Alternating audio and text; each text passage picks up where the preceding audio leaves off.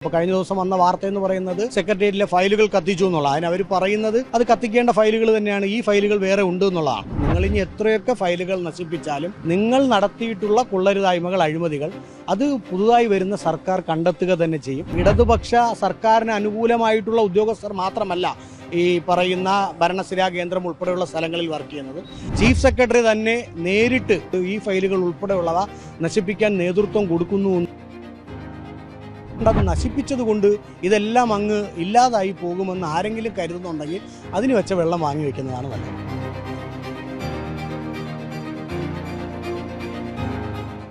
നമസ്കാരം. കേരളത്തിലെ ഭരണമാറ്റത്തിൻ്റെ പശ്ചാത്തലത്തിൽ ഭരണസിര കേന്ദ്രത്തിനുള്ളിലെ ഫയലുകളും ഈ ഫയലുകൾ ഉൾപ്പെടെ അപ്രത്യക്ഷമാകാൻ സാധ്യതയുണ്ട്, അല്ലെങ്കിൽ ഒരു തീപിടുത്തത്തിന് സാധ്യതയുണ്ട് എന്നുള്ള രീതിയിൽ IAS ഉദ്യോഗസ്ഥൻ N പ്രശാന്ത് ഒരു ആരോപണം ഉന്നയിച്ചിരുന്നു. എന്തായാലും ഈ ഒരു ആരോപണം വലിയ രീതിയിലുള്ള ചർച്ചയാവുകയാണ്.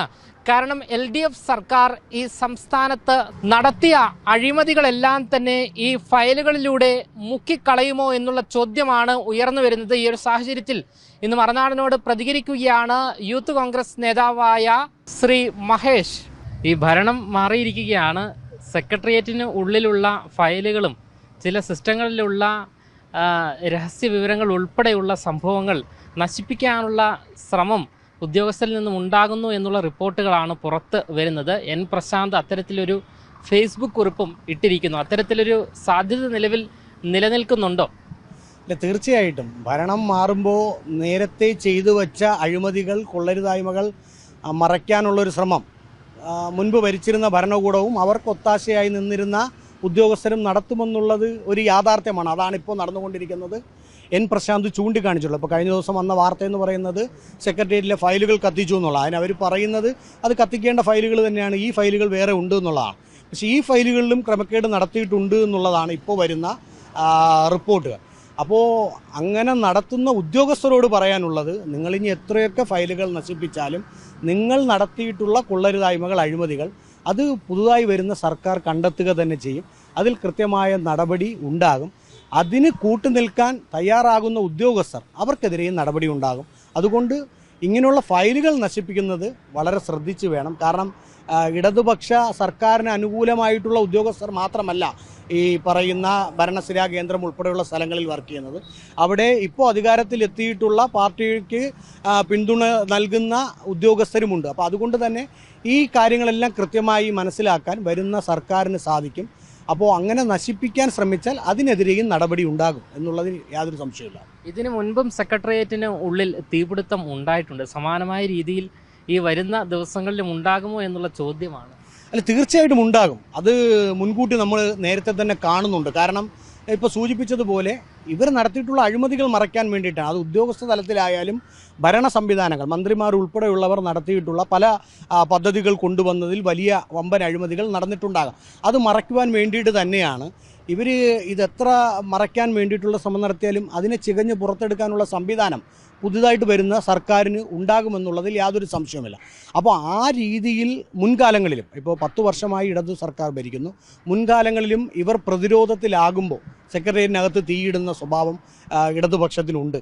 അത് മുൻകാലങ്ങളിൽ നമ്മൾ കണ്ടിട്ടുള്ളതാണ്. ഫയലുകൾ നശിപ്പിക്കാൻ കുറേയൊക്കെ നമ്മൾ ഈ ഫയലാക്കി മാറ്റും. അപ്പോൾ ഈ ഫയലിനകത്തും കടന്നുകൂടി ഇപ്പോൾ N പ്രശാന്തിൻ്റെ ഫേസ്ബുക്ക് പോസ്റ്റ് വായിക്കുമ്പോൾ മനസ്സിലാക്കാൻ സാധിക്കുന്നത് ചീഫ് സെക്രട്ടറി തന്നെ നേരിട്ട് അദ്ദേഹത്തിന് അഡ്മിനായി ആക്സസ് ഉള്ളതുകൊണ്ട് ഈ ഫയലുകൾ ഉൾപ്പെടെയുള്ളവ നശിപ്പിക്കാൻ നേതൃത്വം കൊടുക്കുന്നു എന്നുള്ളത് അദ്ദേഹം ഒരു ഇടത് സർക്കാർ വിരുദ്ധനായതുകൊണ്ട് വേണമെങ്കിൽ അദ്ദേഹം ഇല്ലാ കഥ ചമയുന്നു എന്ന് പറയാം. പക്ഷേ ഇതൊരു യാഥാർത്ഥ്യമാണ്. അത് ഭരണസിരാ കേന്ദ്രത്തിനകത്തുള്ള ഉദ്യോഗസ്ഥർക്ക് പൂർണ്ണമായിട്ടും അറിയാം. ആ ഉദ്യോഗസ്ഥരോട് പറയാനുള്ളത്, ഭരണം മാറി നിങ്ങൾ ഇനി എത്രയൊക്കെ ഫയലുകൾ നശിപ്പിച്ചാലും നിങ്ങൾക്കെതിരെയുള്ള തെളിവുകൾ കണ്ടെത്താൻ വലിയ ബുദ്ധിമുട്ടൊന്നും ഉണ്ടാകില്ല. അതിനെതിരെ ശക്തമായ നടപടികൾ ഉണ്ടാകും. അതായത് ഈ സിസ്റ്റത്തിൽ ഇല്ലാത്ത, അതായത് പുറത്തുള്ള ഫയലുകൾ നശിപ്പിച്ചു കഴിഞ്ഞാൽ അത് എങ്ങനെ ഇനി വീണ്ടെടുക്കും എന്നുള്ളതാണ്. അല്ല, ഇപ്പോൾ ഈ ഫയലുകൾ വീണ്ടെടുക്കാൻ വലിയ ബുദ്ധിമുട്ടൊന്നുമില്ല. നമുക്കറിയാം അത് റിക്കവർ ചെയ്യാൻ പറ്റുന്ന സംവിധാനങ്ങൾ നമ്മുടെ നാട്ടിലുണ്ട്. ഈ ഫയലുകൾ അല്ലാത്ത ഫയലുകൾ, ഫിസിക്കലായിട്ടുള്ള ഫയലുകൾ ഇവർ കത്തിച്ച് കളയുന്നു. അതിനൊരു പ്രൊസീജിയർ പറയുന്നുണ്ട്. അതിപ്പോൾ എൻ പ്രശാന്തിൻ്റെ ഫേസ്ബുക്ക് പോസ്റ്റ് വായിക്കുന്നവർക്ക് കൃത്യമായി മനസ്സിലാകും ഒരു ഫയൽ നശിപ്പിക്കേണ്ടത് എങ്ങനെയാണ്, അതിൻ്റെ പ്രൊസീജിയർ എങ്ങനെയാണ് എന്നുള്ളത് കൃത്യമായി പറയുന്നത്. ആ പ്രൊസീജിയറുകളൊന്നും തന്നെ പാലിക്കാതെയാണ് ഭരണം മാറിയപ്പോൾ ധൃതി പിടിച്ച് ഈ ഫയലുകൾ നശിപ്പിക്കാനുള്ള ശ്രമം നടക്കുന്നത്. അതിൻ്റെ എല്ലാം എന്തെങ്കിലും ഒരു അവശേഷം ഉറപ്പായിട്ടും സെക്രട്ടേറിയറ്റിനകത്തുണ്ടാകും. നിങ്ങൾ എത്രയൊക്കെ തന്നെ നശിപ്പിച്ചാലും ഈ ഫയലുകൾ റിക്കവർ ചെയ്യാൻ പറ്റും.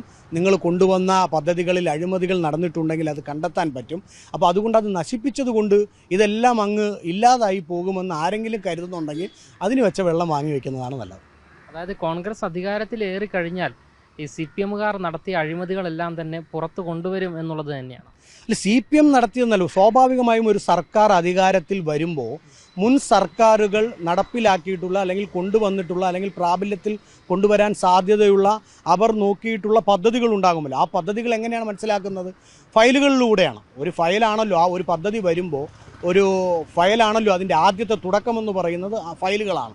ആ ഫയലുകളിൽ കൂടിയാണ് മാറി വരുന്ന മന്ത്രിമാർക്കായാലും വകുപ്പ് സെക്രട്ടറിമാർക്കായാലും കൂടുതൽ മനസ്സിലാക്കാൻ സാധിക്കുക ഈ ഫയലുകൾ വഴിയാണ്. അപ്പോൾ ആ ഫയലുകൾ നശിപ്പിച്ചാൽ സ്വാഭാവികമായിട്ടുമുള്ള നടപടി, ആ വകുപ്പ് തല നടപടികൾ ഉണ്ടാകും. പിന്നെ സർക്കാർ മാറി വരുമ്പോൾ അഴിമതികൾ നടന്നിട്ടുണ്ടെങ്കിൽ അതിന്മേൽ അന്വേഷണം ഉണ്ടാകും. കഴിഞ്ഞ 10 വർഷം നിരവധിയായിട്ടുള്ള അഴിമതികൾ, കൊള്ളരുതായ്മകൾ ഉദ്യോഗസ്ഥ തലത്തിൽ നിന്നുൾപ്പെടെ ഭരണ സംവിധാനത്തിൻ്റെ അനുമതിയോടുകൂടി നമ്മൾ പലപ്പോഴും കേട്ടതാണ്. മുഖ്യമന്ത്രിയുടെ ഓഫീസ് പോലും ഭരിച്ചിരുന്നത് ഉദ്യോഗസ്ഥരായിരുന്നു. ഇപ്പോൾ ലൈഫ് മിഷൻ പോലെയുള്ള പദ്ധതികൾ, സ്വർണ്ണക്കടത്തിൽ അന്ന് അറസ്റ്റ് ചെയ്യപ്പെട്ട ശിവശങ്കരൻ ഉൾപ്പെടെയുള്ളവരാണ് മുഖ്യമന്ത്രിക്ക് പകരം ഒപ്പിട്ട് പോലും കൊടുക്കുന്നത് എന്നുള്ള, അല്ലെങ്കിൽ ഇവർ പറയുന്നതാണ് അടുത്താണ് മുഖ്യമന്ത്രി ഒപ്പിട്ട് കൊടുക്കുന്നതെന്നുള്ള വാർത്തകളെല്ലാം പുറത്തു വന്നു. അപ്പോൾ ഉദ്യോഗസ്ഥരായിരുന്നു മുഖ്യമന്ത്രിയുടെ ഓഫീസ് പോലും ഭരിച്ചിരുന്നത്. അപ്പോൾ ഈ ഉദ്യോഗസ്ഥർ നേതൃത്വം കൊടുത്തിട്ടുള്ള വലിയ വലിയ അഴിമതികൾ, കെടുകാര്യസ്ഥർ, കൊള്ളരുതായ്മകളുണ്ട്. അത് മാറി വരുന്ന സർക്കാർ പരിശോധിക്കുക തന്നെ ചെയ്യും. UDF സർക്കാർ 100% ഈ കൊള്ളരുതായ്മകളെല്ലാം പുറത്തു കൊണ്ടുവരും. കാരണം കഴിഞ്ഞ 10 വർഷം ഇവർ നടത്തിയിട്ടുള്ള അഴിമതികൾ ജനങ്ങൾ അറിയണം. ഇതെല്ലാം ഇപ്പോൾ മൂടി വച്ചിരിക്കുകയാണ്, അല്ലെങ്കിൽ നശിപ്പിക്കപ്പെട്ടുകൊണ്ടിരിക്കുകയാണ്. എത്ര തന്നെ നശിപ്പിച്ചാലും പുതുതായി വരുന്ന സർക്കാർ ഈ കൊള്ളരുതായ്മകളെ പുറത്തു കൊണ്ടുവരിക തന്നെ ചെയ്യും. എന്തായാലും IAS ഉദ്യോഗസ്ഥനായ N പ്രശാന്ത് ഫേസ്ബുക്കിലൂടെയാണ് ഇത്തരത്തിലുള്ള ഗുരുതരമായ ആരോപണം ഉന്നയിച്ചിരിക്കുന്നത്. സർക്കാരിന്റെ ഡിജിറ്റൽ തെളിവുകൾ നശിപ്പിക്കാൻ ചില ഉദ്യോഗസ്ഥർ നടത്തുന്ന നീക്കങ്ങളെ അദ്ദേഹം തുറന്നടിക്കുകയും ചെയ്യുന്നു. നിലവിലെ ചീഫ് സെക്രട്ടറി ഡോക്ടർ ജയതിലക് തന്റെ അധികാരം ദുരുപയോഗം ചെയ്ത് അഴിമതി മറയ്ക്കാൻ ശ്രമിക്കുന്നുണ്ട് എന്നും N പ്രശാന്ത് വ്യക്തമാക്കുകയാണ്. മന്ത്രിമാരോ ചീഫ് സെക്രട്ടറിമാരോ മാറിയാലും സർക്കാർ ഫയലുകളുടെ സത്യസന്ധത മാറാൻ പാടില്ല എന്ന് പ്രശാന്ത് ചൂണ്ടിക്കാട്ടുന്നു. ഭരണ സംവിധാനം പ്രവർത്തിക്കുന്നത് ഫയലുകളിലൂടെയാണ്.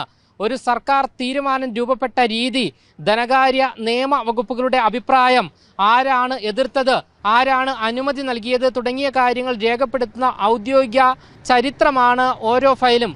ഇവ നിശബ്ദമായി അപ്രത്യക്ഷമാക്കുന്നത് ഭരണ തുടർച്ചയെയും സുതാര്യതയെയും ബാധിക്കും എന്നും അദ്ദേഹം മുന്നറിയിപ്പ് നൽകുകയാണ്. ക്യാമറമാൻ അഖിൽ അശോകിനൊപ്പം അമൽ രുദ്ര, മറുനാടൻ മലയാളി, തിരുവനന്തപുരം.